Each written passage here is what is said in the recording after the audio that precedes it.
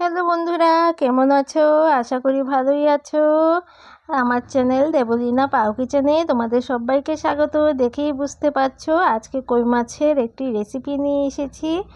দেখো, বিভিন্ন সাইজের কই মাছগুলো আমি ভালো করে ধুয়ে রেখেছি।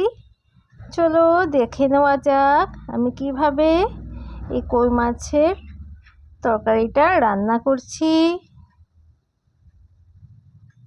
প্রথমেই আমি কই মাছের মধ্যে হলুদ, মরিচের গুঁড়ো, নুন দিয়ে ভালো করে মাখিয়ে কিছু সময়ের জন্য রেখে দেব। তারপরে একটা কড়াইতে তেলটা গরম হলে পরে কই মাছগুলো দিয়ে দেব।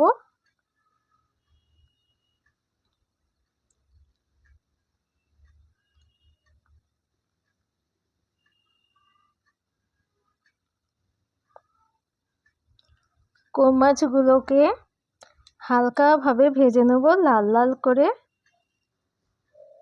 তোমরা কেমন আছো অবশ্যই জানাবে। আর আমি আরেকটা নতুন চ্যানেল শুরু করেছি, সেটার লিংক অবশ্যই এটার সাথে দেওয়া নেই, আমি বলে দিচ্ছি। রকিস ওয়ার্ল্ড, তোমরা চাইলে সেই চ্যানেলটাও ভিজিট করতে পারো। আর সেই চ্যানেলটাও সাবস্ক্রাইব করে আমার পাশে থাকবে। সেখানে আমার রকি মানে আমার পেটের ভিডিওগুলো দিচ্ছি, শুধু এই আমার পেটের ভিডিওগুলো সেই চ্যানেলে থাকছে।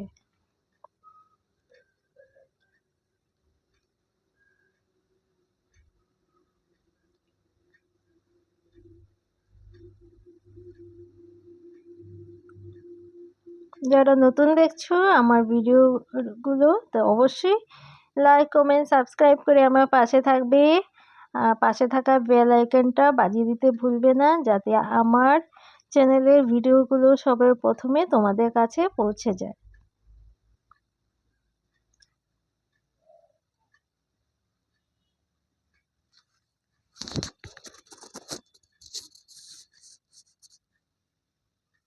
এইভাবে কই মাছের তরকারিটা অবশ্যই রান্না করে খেয়ে দেখবে, তোমাদের কাছে অবশ্যই ভালো লাগবে। প্রথম থেকে শেষ পর্যন্ত অবশ্যই ভিডিওটা দেখবে, না দেখলে কিছুই বুঝতে পারবে না। আর স্কিপ করে দেখলে কিছুই বুঝতে পারবে না, অনেক কিছু মিস করে যাবে।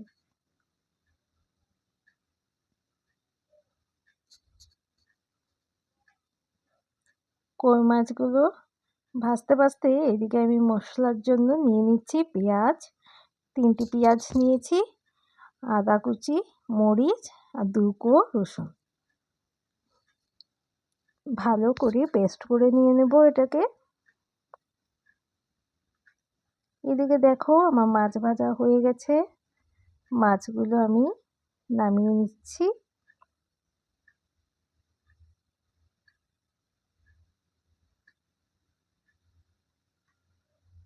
এই দেখো মাছ ভাজাগুলো কি সুন্দর হয়েছে দেখতে।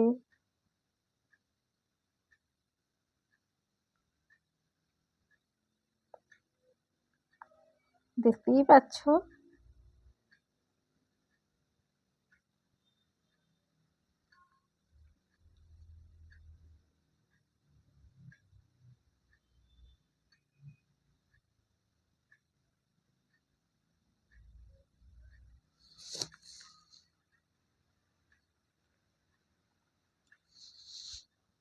মাছগুলো ভাজা হয়ে গেলে পরে আমি কড়াইতে কেটে রাখা আলু দিয়ে দিচ্ছি।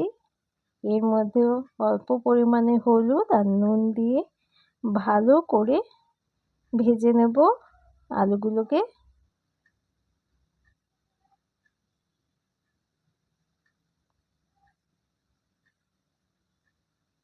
তোমরা কে কোথা থেকে আমার ভিডিওটা দেখছো অবশ্যই আমাকে জানাবে কমেন্ট করে।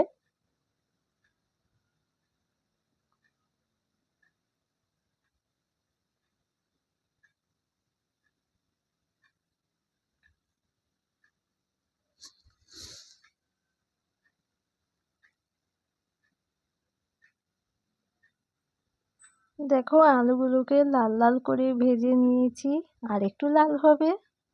কিছু সময় রেখে আমি আলুগুলোকে নামিয়ে নেব। কালারটাও দেখতে সুন্দর হয়েছে।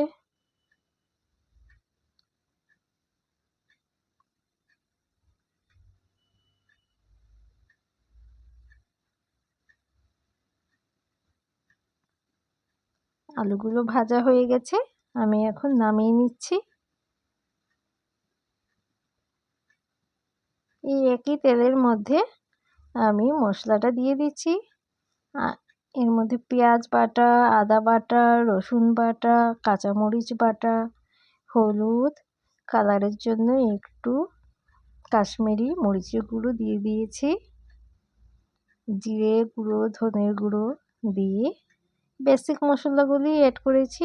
ভালো করে তেলের মধ্যে কষিয়ে নিব, যাতে মশলা গা থেকে তেলগুলো ছেড়ে যায়, ততক্ষণ পর্যন্ত ওই মশলাটা কষিয়ে নেব। কষানো হয়ে গেলে পরে আমি আলুগুলোকে দিয়ে দিচ্ছি।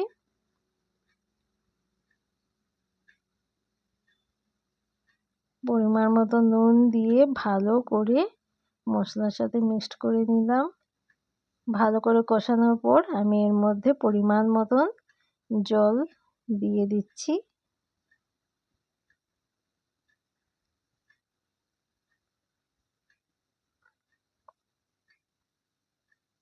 কালারটা দেখো, প্রচণ্ড সুন্দর হয়েছে দেখতে।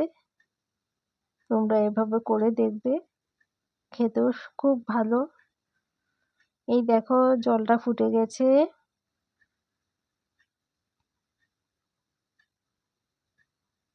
আমাদের এখানে 3-4 দিন ধরে সূর্যের দেখা নেই, প্রচণ্ড বৃষ্টি হচ্ছে।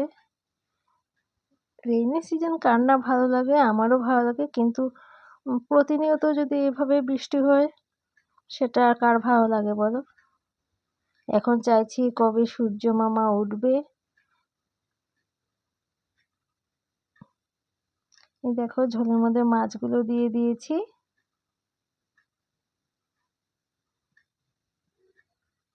জাস্ট কালারটা দেখো, খেতেও খুব দারুণ হবে। এভাবে করে অবশ্যই খেয়ে দেখবে তোমরা।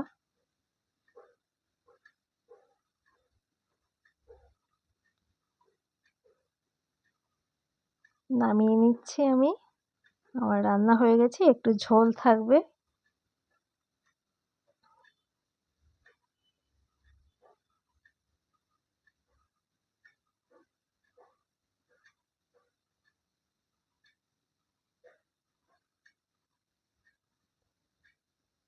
মাছটা আমি নামিয়ে নিলাম, রান্নাটাও হয়ে গেছে আমার। তোমরা অবশ্যই আমার চ্যানেলের পাশে থাকবে। আর ভিডিওটা যদি ভালো লেগে থাকে অবশ্যই কমেন্ট করতে ভুলবে না, লাইক করতে ভুলবে না।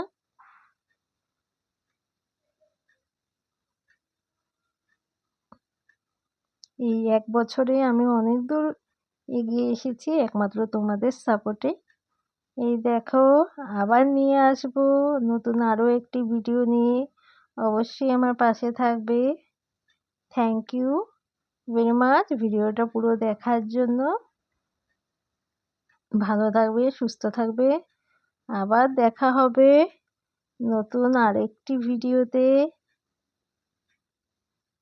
এবার তোমরা বলবে আমি কি ভিডিও নিয়ে আসব, অবশ্যই আমার কমেন্টে জানাবে তোমরা কোন ভিডিওটা দেখতে চাইছো। অবশ্যই জানাবে, আমিও চেষ্টা করব সেই রকম ভিডিও বানানোর জন্য।